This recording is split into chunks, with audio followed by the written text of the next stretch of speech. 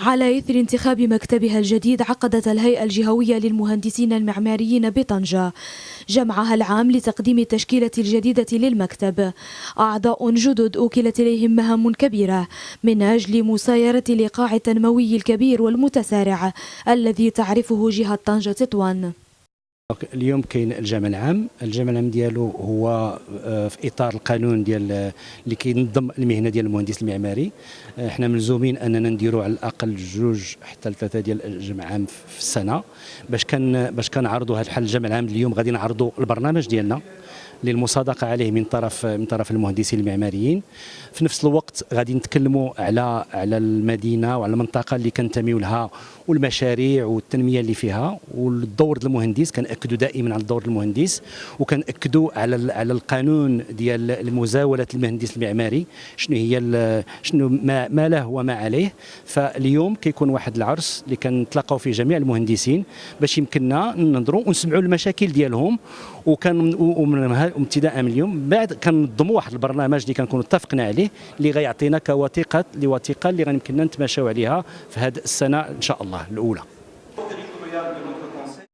اللقاء كان فرصة طرح خلالها المشاركون الرهانات التي تواجه مدينة طنجة باعتبارها قطبا تنمويا واعدا سيشكل في المستقبل المنظور قاطرة المغرب التنموية.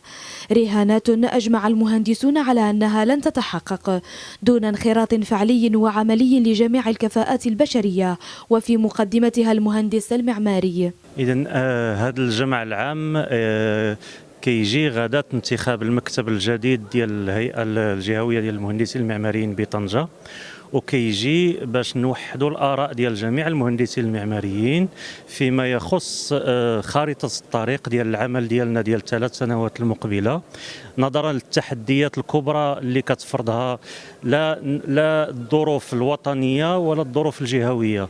من واحد الناحيه كاين تحديات كبرى على مهنه الهندسه المعماريه من حيث القوانين الجديدة التي رأت النور مؤخرا والتي سترى النور في غضون هذه السنة المقبلة، واللي غادي تأثر بشكل مباشر على المهنة ديال الهندسة المعمارية وممارسة هذه المهنة، من بينها قانون الصفقات العمومية اللي دخل لأول مرة المهندسين المعماريين في طلبات العروض ديال الدولة بعد ما كان داك الشيء كيدار باتفاق بين صاحب المشروع اللي هو الدولة والمهندس المعماري.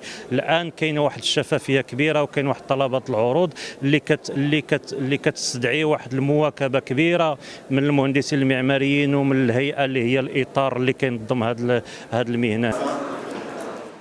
المشاركون في هذا الجمع العام ناقشوا التحديات التي تواجه المهندس المعماري بالمغرب، مؤكدين في ذات الوقت أنه يجب عليه أن يكون عنصرا مؤثرا ومحددا للشكل التنموي لمدننا خاصة في جانبها العمراني.